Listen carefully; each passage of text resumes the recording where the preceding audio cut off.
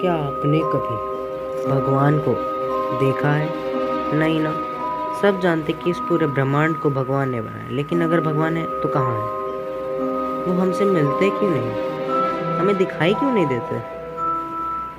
क्या भगवान सच में है या फिर कोई एलियन है जो भगवान का किरदार निभा रहा है? हाँ, आपको मेरा लास्ट लाइन थोड़ा समझ नहीं होगा कि मैंने गॉड के एग्जिस्टेंस और एलियंस को रिलेट क्यों करवाया। कोई बात नहीं, आप मेरे वीडियो को पूरा देखिएगा, सब समझ में आ जाएगा। तो शुरुआत कहाँ से करें? चलो हम यूनिवर्स के शुरुआत से शुरू करते हैं। तो साइंस कहता है बिग बैंग से हमारे यूनिवर्स की उत्पत्ति हुई। ध्यान दीजिएगा, मैंने कहा साइंस कहता है, यानी ये बात वेद नहीं कहता।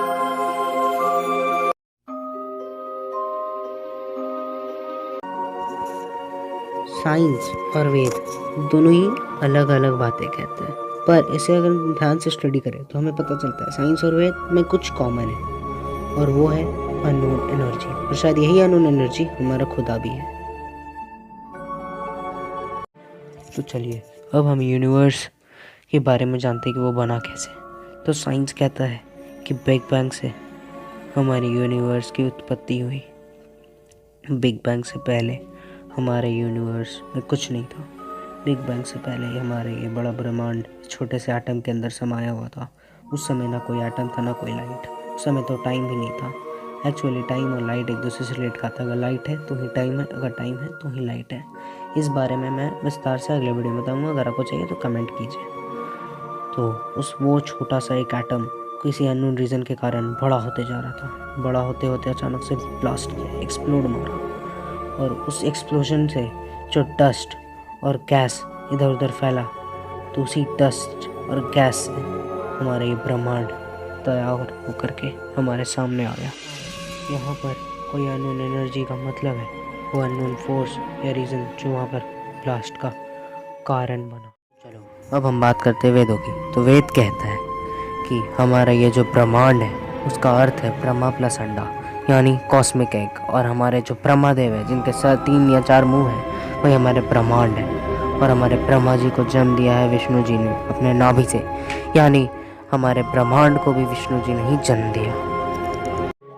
तो हमें ये तो पता चल गया कि ब्रह्मा जी ही हमारा ब्रह्मांड है, और ब्रह्मा जी को विष्णु जी ने अपने नाभि से जन्म दिया। तो चलिए अब हम इसे साइंस के नज़रिए से समझते हैं।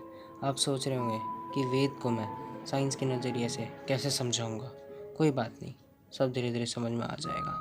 साइंस ने भी वेद को माना है और इसे स्ट्रिंग थ्योरी का नाम दिया है। इस इमेज को मैं पलटता हूँ। ये इमेज एक स्ट्रिंग का है और शायद यही मैटर का बेसिक यूनिट है। बहुत लोग बोल रहे होंगे कि एटम होता है मैटर का बेसिक यूनिट, लेकिन नहीं। एटम को अगर हम जूम करके देखें तो हमें ये स्ट्रिंग्स मिलता है, और शायद यही है एटम का मैटर का बेसिक यूनिट। तो यूनिवर्स के जन्म से पहले ये स्ट्रिंग्स पूरे ब्रह्मांड में इधर उधर फैले हुए थे।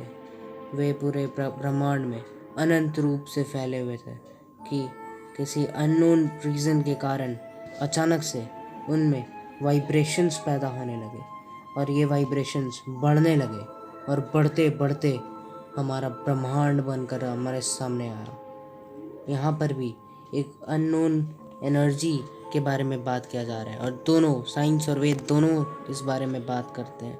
शायद यही अननोन एनर्जी हमारा भगवान है। सो व्यूवर्स, आज के लिए बस इतना ही।